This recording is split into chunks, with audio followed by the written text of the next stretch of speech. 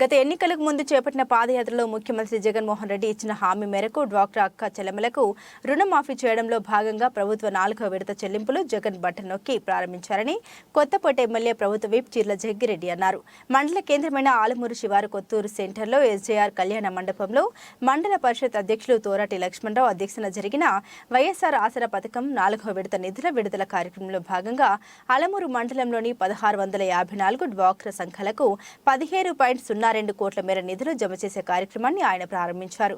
ఈ సందర్భంగా ఆయన మాట్లాడుతూ కొత్తపేట నియోజకవర్గంలోని 4 మండలాల్లో ఉన్న 6,297 డ్వాక్రా సంఘాలకు గాను 54,77,35,379 వారి ఖాతాలకు జమ అవుతాయని తెలిపారు.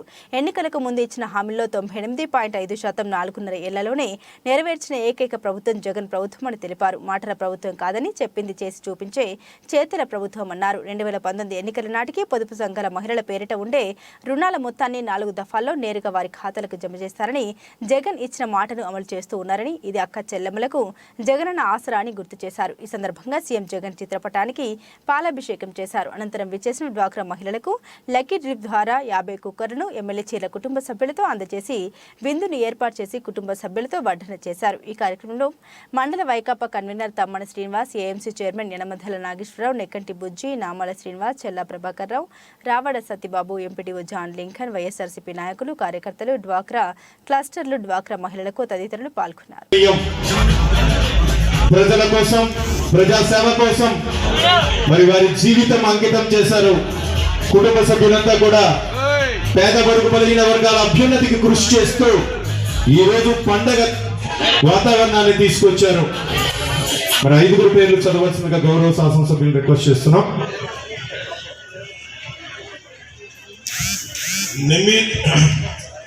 నిమ్మి దుర్గా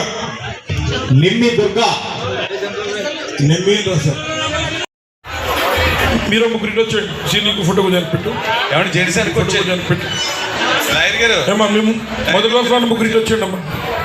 తమ్ముడు వెనకొచ్చారు. ఆడాలి లాయర్ గారు వెనకొచ్చారు. మీరు వచ్చిన కొత్తపేట శాసనసభ్యులు శ్రీ చీర్ల జగ్గిరెడ్డి గారి చేతుల మీదుగా వైఎస్ఆర్ ఆసరా పొదుపు సంఘాల అక్క చెల్లెలకు బాసటగా నిలుస్తూ 4వ విడతగా సంపూర్ణ రుణమాఫీను చేస్తున్నది మన ప్రభుత్వం. ఒక్కసారి మన కరతలాధ్వనులతో అభినందనలు తెలియజేద్దాం.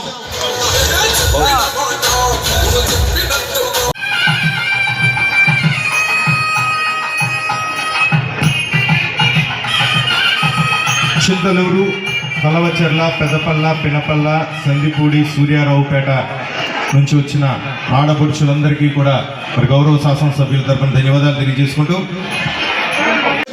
పేర్లను తీయవలసిందిగా కోరుకుంటున్నా. 50 మందికి మేడం గారు తీయండి. లావణ్య గారు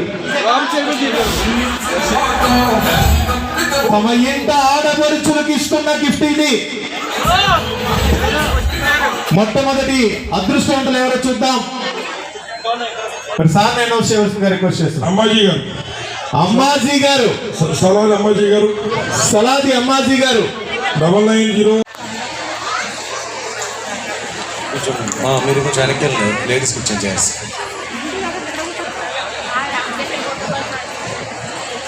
వైఎస్ఆర్ ఆసరా మరి 4వ విడత కార్యక్రమానికి ద్వారా పరిపూర్ణమైనటువంటి రుణమాఫీలు చేస్తుంది మన ప్రభుత్వం.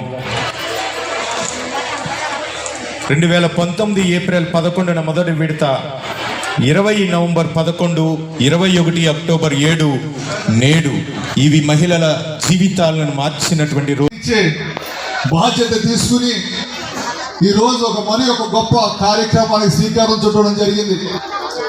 రాష్ట్ర నలుమూలలా కూడా మహిళలు ఆనందోత్సవాలతో ఉన్నారు. వాళ్ళ ముఖాల్లో చిరునవ్వులు చూడాలని ప్రభుత్వం ఈ కార్యక్రమం చేపట్టి ఇచ్చిన మాట ప్రకారం మాట తప్పకుండా 4 సంవత్సరాలు కూడా ఇలాగే సంబరాలు చేసుకున్నాం. ఈ 4వ విడత మరి ఈ 4 విడతల్లో ఆలమూరికి 60 కోట్ల రూపాయలు పైబడి మనకి అందరికీ అకౌంట్లో పడడం జరిగింది. చాలా సంతోషకరమైన రోజు ఈ రోజు. ఈ 4వ విడతగా దగ్గర 16 కోట్ల రూపాయలు మళ్ళీ మీ అకౌంట్లో పడడం జరుగుతూ ఉంది. మరి ఈ సందర్భంగా ఈ సమృద్ధి అన్ని చేసి కాబట్టి మీరందరూ మన చెల్ల జగ్గిరెడ్డి గారిని మన జగన్ గారిని పేన గుర్తు వేసి ఇన్ని లబ్ధి పొందారు కాబట్టి ప్రతి ఇంటికి లబ్ధి పొందారు కాబట్టి మీకు తెలుసు ఎవరికి అయ్యాలో. రేపు వద్దన్న చంద్రబాబు అన్నవాడు జగన్ వారిని ఏం చేయలేక పవన్ కళ్యాణ్ అనే వ్యక్తిని పెట్టుకుని మీ ముందుకు వచ్చి గ్యాస్ బండ్లు ఇస్తాం అవి ఇస్తాం తెలుగుదేశం వాళ్ళు అప్పుడు ఇదంతా కలపత్రాలు అటు తిరుగుతున్నారు, మా ఊర్లో కూడా తిరుగుతున్నారు. అవి ఏమి జరగవు. 14 ఏళ్ళు చంద్రబాబు చేశారు కదా, మీరు చూశారు కదా, ఏమన్నా జరిగినాయా? ఇప్పుడు జరుగుతాయి అన్నారు ఏంటి? జగన్ గారు చేసే సంక్షేమ పథకాలని అడ్డుకోలేక ఇలాంటి కలపత్రాలు అట్టుకుని ఒక్కో ఇదికి ఒక ఇద్దరు నాయకులు మేము నగ్గితే 6 బండ్లు ఇచ్చేస్తాం అవి ఇచ్చేస్తాం తిరుగుతున్నారు. అవి ఏమి ఇవ్వరు. జగన్ గారు ఏం అనకుండానే అన్ని ఇళ్ల పట్టాలు కానీ అన్ని ఇచ్చి చేసేది మీకు అందరికీ తెలిసే ఉంటుంది. 4.5 సంవత్సరాలను బట్టి ఇప్పటికి ఎప్పుడైనా మీటింగ్ అయినా పెట్టాం, ఎప్పుడైనా ఎక్కడైనా. అదే తెలుగుదేశం గవర్నమెంట్లో అయితే రాజమండ్రి రండి, అమలాపురం రండి తిప్పేవారు. ఇప్పటికీ మా జగన్మోహన్ రెడ్డి గారు జగ్గిరెడ్డి గారు వచ్చాక ఎప్పుడు కూడా ఒక మీటింగ్ కానీ ఎక్కడికి ఒక పంపలేదు. ఎందుకంటే ఈవేళ ఇక్కడ ఈ 4 గ్రామాల్లోనూ 6 గ్రామాలు ఇక్కడ పెట్టారు కాబట్టి ఇక్కడ రమ్మనం తప్ప మిమ్మల్ని ఎక్కడికి ఎప్పుడు బస్సుల మీద కానీ మీటింగ్లు కానీ చేయలేదు. కాబట్టి ఇన్ని కార్యక్రమాలు చేస్తున్నారు. కాబట్టి మీ అందరూ దయించి రేపు వద్దుట ఎలాగే 24లో ఇంకా 2-3 నెలలు ఎలక్షన్లు ఉన్నాయి. తర్వాత ఎమ్మెల్యే గారు మాట్లాడతారు. దయించి మహిళా సోదరులందరినీ కూడా కొంచెం సహకరించవలసిందిగా కోర్చు. దయచేసి మీలో మీరు తర్జన భర్జనలు ఒక్క నిమిషం కట్టిపెడితే శాసనసభ్యుల వారు కూడా మాట్లాడతారు. ఇవాళ డ్వాక్రా రుణమాఫీ ఆసరా కార్యక్రమం నిమిత్తం మనందరం ఇక్కడ సమావేశమై ఉన్నాం. మా గ్రామంలో నేను విన్న మాట ఏంటంటే, నా ముందు మాట్లాడిన పెద్దలందరూ విషయాన్ని తెలియవచ్చారు కాబట్టి మనం కొంచెం ప్రాక్టికల్గా విషయాన్నే మాట్లాడుకుందాం. ఏముంది అమ్మ, అందరూ ఒకసారి సైలెంట్గా ఉండాలి. దయించి అందరూ కూడా ఒక్క నిమిషం సావధానంగా వినవలసిందిగా మనస్ఫూర్తిగా కోరుకుంటున్నాను. దయించి అందరూ కూడా సహకరించవలసిందిగా వినయపూర్వకంగా ప్రాధేయపడుతున్నాను. దయించి అమ్మ వెనకాల ఉన్నవారు కూడా ఒక్క నిమిషం, ఒకే ఒక్క నిమిషం. చాలామంది ఇక్కడికి బయలుదేరేటప్పుడు ఏముంది అందరినీ పోగేసి ఓట్లు అడుగుతారు, అంతకు మించి ఏముంటుంది అక్కడ అనే మాట నేను మా నాయకులు కూడా వినటం జరిగింది. ఓట్లు అడగటం కాదమ్మా, అందరూ సమావేశం అయినప్పుడు మంచేదో చెడేదో మాట్లాడుకోవడానికే, చర్చించుకోవడానికే ఇదొక వేదిక. ఈ వేదిక ద్వారా మీకు తెలిసిన విషయాన్నే నేను మరొకసారి మీకు గుర్తు చేయదలుచుకున్నాను. మీకు తెలియదని కాదు, నాకే తెలుసని కూడా కాదు, ఒకసారి గుర్తు చేయదలుచుకున్నాను. ఏమిటంటే డ్వాక్రా రుణమాఫీ ఏ రకంగా మీరు లబ్ధి పొందారన్నది. రాష్ట్రం శ్రీలంక అయిపోతే 3 పిల్లలు ఉంటే 45 ఏళ్ళు ఇచ్చేస్తానని ఊకదంపుడు ఉపన్యాసాలు ఇస్తున్నారండి. చంద్రబాబు నాయుడు ఎప్పుడు మీరు నిజంగా గుండెల మీద చేయాల్సి ఆలోచించండి. చంద్రబాబు నాయుడు గారు ఎప్పుడూ మాట మీద నిలబడ్డాడు. లాస్ట్ టైం 627 వాగ్దానాలు ఇచ్చాడండి. ఒక్క వాగ్దానం కూడా గుర్తులేదు. వచ్చిన వాగ్దానం వల్ల ఏంటి, లాస్ట్ 6 నెలల్లో ఎలక్షన్ ఉందిగా మొదలెడతాడు. అన్నా క్యాంటీన్ అయినా లేకపోతే మీకు 10,000 వేసిన పథకమైనా లాస్ట్లోనే మొదలెడతాడండి. ఇవన్నీ ఒకసారి బేజ్ రివ్యూ చేసుకోండి. ఇవాళ అందరూ కలిపి వస్తున్నారంటే జగన్మోహన్ రెడ్డిని ఢీ కొట్టాలంటే ఒకటి వల్ల అవుదండి, ఒకటి వల్ల అవ్వదు. అవ్వక ఎలాగైనా సరే ఈ ప్రజలకి ఎంత సంక్షేమం చేస్తున్నాడు, జనానికి డబ్బులు పంచేస్తాడు. ఇదివరకు ఇప్పుడు మీ అకౌంట్లో ఏ అకౌంట్లో చేసినా 2 లక్షలు, 3 లక్షలు, 4 లక్షలు, 5 లక్షలు, 6 లక్షలు, 7 లక్షలు, 12 లక్షలు పడిన అకౌంట్లు కూడా చూశానండి నేను. మరి ఇదివరకు ఉన్న ఏ గవర్నమెంట్ అయినా సరే మీ అకౌంట్లో 1 రూపాయి వేసారా? మీ అకౌంట్లో ఎప్పుడైనా సరే గవర్నమెంట్ 1 రూపాయి వేసిందా? అంత సంక్షేమం చేసుకుంటూ వెళ్తున్నాడు. ఈవేళ కొన్ని వేల కోట్లు పెట్టి 31,19,000 మంది అక్క చెల్లెమ్మలకి ఇళ్ల పట్టాలు ఇచ్చారంటే ఒకసారి మీరు అర్థం చేసుకోవాలి. ఎందుకంటే మీకు ఉన్నంత అవగాహన మాకు ఉండదండి. ఒక్కసారి 31 లక్షల చిల్లర పైచిలకు ఇళ్ల స్థలాలు ఇచ్చారంటే ఎంత గట్స్ ఉండాలని మనిషికి. ఆ వ్యక్తిత్వాన్ని ఎలా దెబ్బ కొట్టాలని కుటుంబంలో చిచ్చుపెట్టి అందులో వాళ్ళ చెల్లిని ఆపోజిట్గా దింపి కులాలంట కట్టి మతాలంట కట్టి ఇష్టం వచ్చిన రాజకీయం చేస్తుంటా అలాగే మౌనంగా నేను ప్రజలకు ఏదో చెయ్యాలని రాజకీయాల్లోకి వచ్చానని అలా నిలబడిపోయి ఉండిపోయిన వ్యక్తి మోహన్ వ్యక్తి అంటే జగన్మోహన్ రెడ్డి గారు. ఇది అందరూ మీరు ఒకసారి మీకు తెలియని కాదు, ఇప్పటి వరకు విషయాలు చెప్పాలి మీకు తెలుసుకున్నాం. అలాగే జగన్మోహన్ రెడ్డి గారు కూడా మరి మీ అందరికీ తెలుసు, మీ యొక్క అండదండలతో గెలిచి ఈరోజు ముఖ్యమంత్రిగా ఉన్నప్పుడు నేను నా చెల్లికి, నా తమ్ముడికి లేదా ఈ కుటుంబాలకి ఏదో చేయాలనే తాపత్రయంతో గడిచినటువంటి 4.5 సంవత్సరాల్లో ఇప్పటివరకు చేసిన అనేక సంక్షేమ కార్యక్రమాలు మీ ఇంటికి వాలంటీర్ల ద్వారా గడపడకి వచ్చి మీ అకౌంట్లో చేరుతున్నాయో లేదో నేను చెప్తే తెలుసుకునేంత అమాయకులేం కాదు మీరు, మీకే తెలుసు. అంచేత మరి ఈరోజు ఈ కార్యక్రమం ఎలా పెట్టారండి? ఈ ఎమ్మెల్యే గారు ఇక్కడ ఉంచున్నాడు, ఈయన అమ్ముతున్నాడా, మొత్తం షాప్ ఏదో పెట్టాడు, ఇక్కడ మొత్తం కుక్కర్ల షాప్ ఏదో పెట్టడం ఎమ్మెల్యే గారు అని చెప్పి మీరు అనుకోవచ్చు. కాకపోతే నేను ఒక్కడే, నాకు అక్కలో చెల్లెలు చాలా ఎక్కువ మంది, మా ఇంట్లోనే నాకు 4 ఉన్నారు అక్క. ఇంక మా చిన్నాళ్ళ వీళ్ళ పోలితే వాళ్ళందరూ అక్క బిడ్డలు చూస్తే ఇంకొక 20 మంది కొలుస్తున్నారు. 4 తర్వాత నేనున్నాను. అంచేత ఆడపడుచు పెట్టింది ఏది తప్పు కాదు. ఆడపడుచున్న కార్యక్రమానికి సంక్రాంతి అయిందో పిలుస్తున్నాం. 4.5 సంవత్సరాలు మనం కూడా మరి నిర్విరామంగా ఒక తమ్ముడు అక్క కోసం లేదా చెల్లి కోసం ఏ రకంగా కష్టపడితే అదే రకంగా ఎక్కడ తప్పు చేయకుండా మరి మనం కూడా కష్టపడి పనిచేసాం.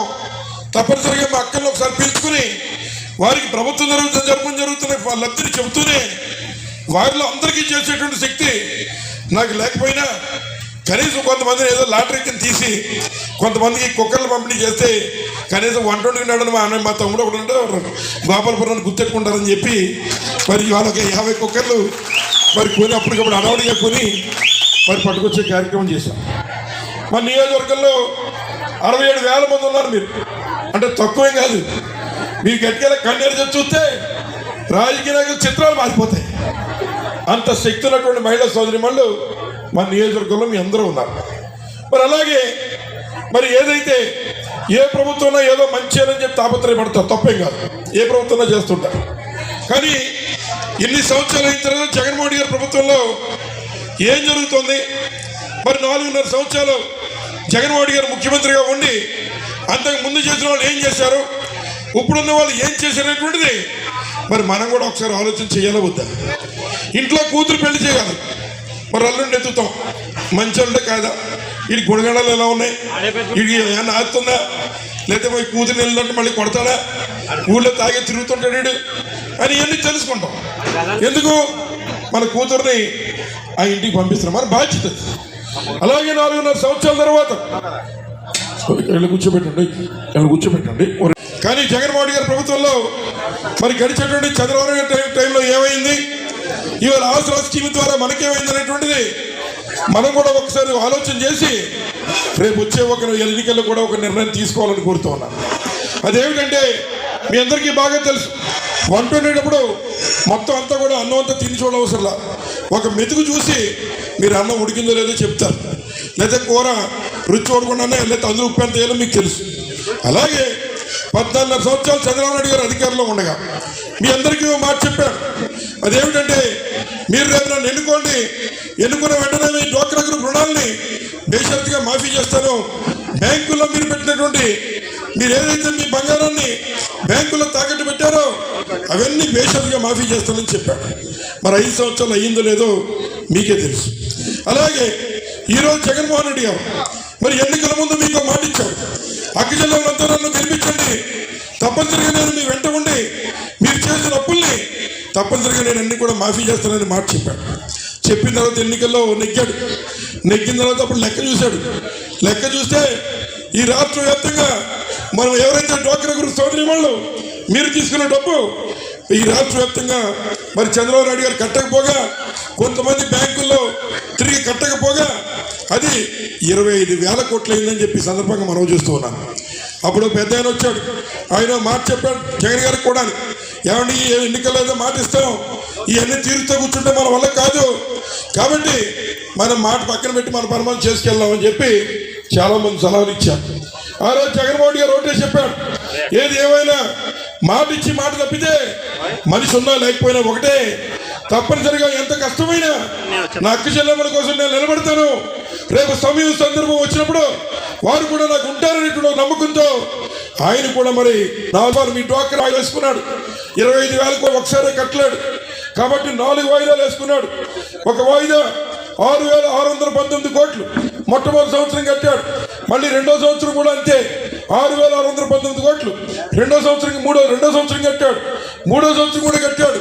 అలాగే ఈ రోజున 4వ వాయిదా కడుతూ మీరు చేసినటువంటి 25,000 కోట్ల రూపాయల అప్పుని ఇవాళతో జగన్మోహన్ రెడ్డి గారు తీర్చున్నారని చెప్పి ఈ సందర్భంగా మీ అందరికీ మనవి చేస్తూ ఉన్నా.